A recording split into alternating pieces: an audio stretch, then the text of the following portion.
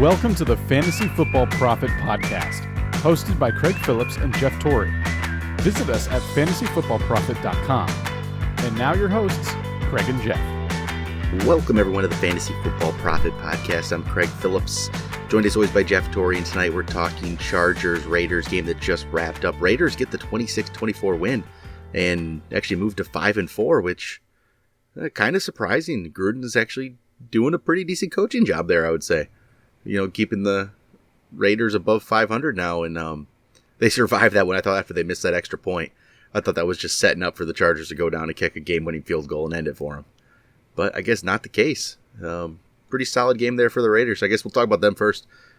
Derek Carr, decent game. Nothing spectacular for fantasy, but Josh Jacobs, another good outing, 71 yards rushing, got himself a touchdown, 30 yards receiving. Just keeps playing pretty solid. And I probably better than I expected, honestly. I don't know. I didn't have like the biggest expectations for him, but I think he's gone past them. He's been pretty good fantasy player here for a while, and just better than I expected from him. Yeah, he's definitely asserted himself as kind of the playmaker there. Derek Carr, it feels like quite a bit Tyrell Williams will get involved. He obviously didn't do a whole lot today. He usually gets a touchdown. That's been kind of his bread and butter. But without Derek Carr, without them asking him to go out and win games, you need a strong running attack. And Josh Jacobs has shown that he can definitely be that guy at a very young age. I mean, obviously his rookie season. So I liked seeing that he's incorporated in the passing game. 3 for 30 doesn't sound like anything spectacular, but when your most productive wide receivers or pass catchers in general are only catching 4, you know that you're in the hunt for some major targets. So yeah, he's been great. He's kind of him and Waller. Waller did not have a great game, 3 for 40, but as far as tight ends go, that's okay. It doesn't kill you. But I would say those two are the really the only two that I'm kind of interested in on this team. But one person who was kind of interesting was Jalen Richard. If you're desperate need for a running back, he kind of piqued my interest only because they started using him at the end, and he was very successful in that show. I mean, he had 4 catches for 43, but it was really all on that last drive almost. But I don't know why they didn't use him more, because it looks like he can slip out of the backfield and catch the ball no problem. Yeah, because there wasn't really much else going in the passing game. They could use him a little bit there. PPR, he's, that desperation play. I mean, shoot, I would have put him in my lineup this week. I'm telling you, not everyone can play, just a ridiculously starting running back crew. Some people are searching the waiver wire, so you'll take a Richard if you get him sometimes, if you get some catches. Don't know how it'll always play out, but yeah, I mean, in like a PPR setting, the catches last week he had 3. This week he had 4. Last week he was 3 for 56. This week 4 for 43. So the receptions are okay. The yardage it's picked up. It's definitely picked up recently, and it could continue that way. I guess the rest of the Raiders though, so Darren Waller, he said he had the 3 for 40, but is there any concern at all now if you look at the last 3 games, and it's just after that big game he had? And he hasn't done a lot. I don't really know what that is. The targets were there, I think, for a couple. The targets aren't terrible. It's just the yardage isn't there. Yeah. I start worrying. It's kind of one of those where you wish they did have, not to bring up his name, but Antonio Brown or someone like that can get the defense to really focus on them.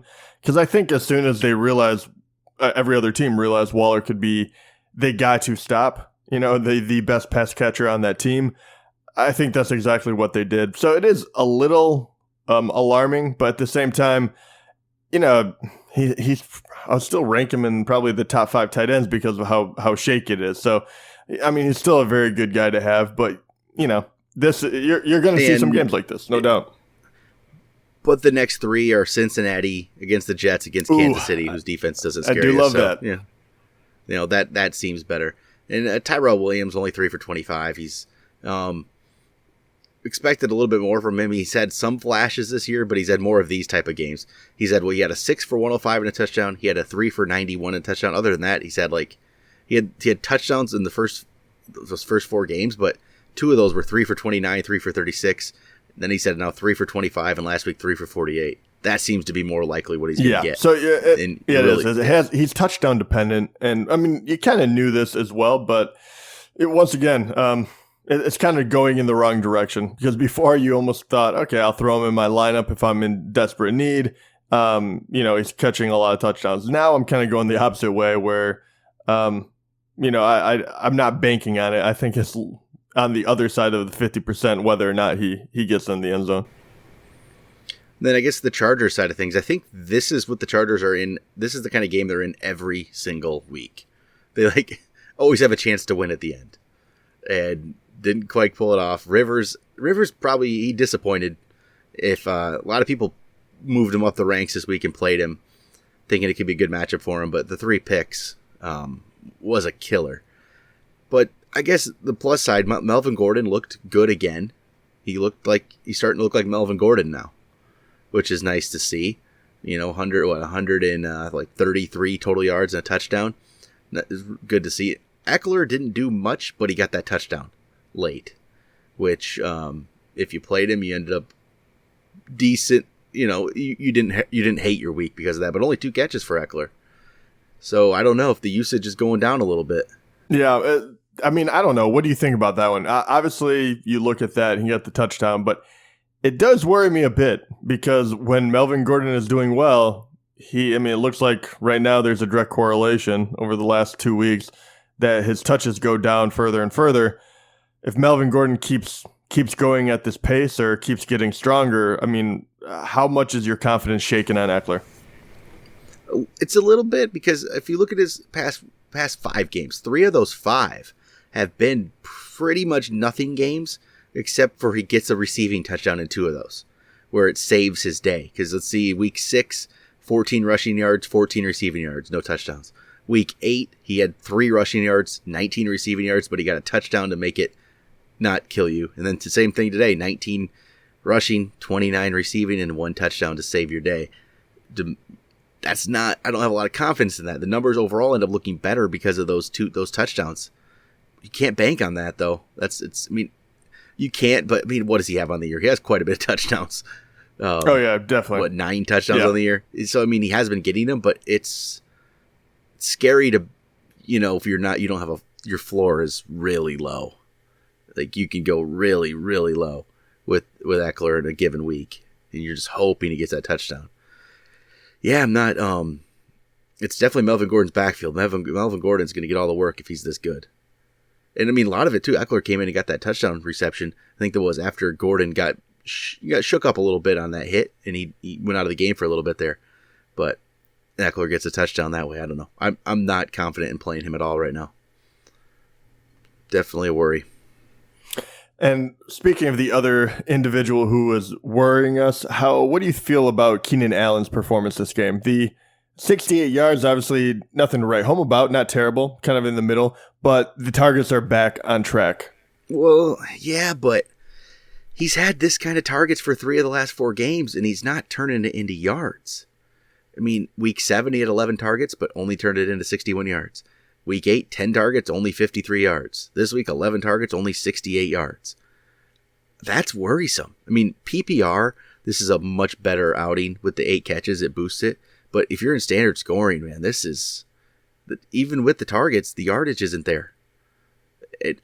I'm still worried about it. Yeah, I agree. And except for maybe his rookie year, he's never really been a touchdown guy. We thought maybe that was going to turn around. He had, 3 in the first 3 weeks? Since then, he hasn't scored 1. So that would be my worry. And he's played all sorts of teams that he probably should have done better against. So I'm right there with you. I'm not feeling Keenan Allen anymore this year, unfortunately. I just don't know what to do with him.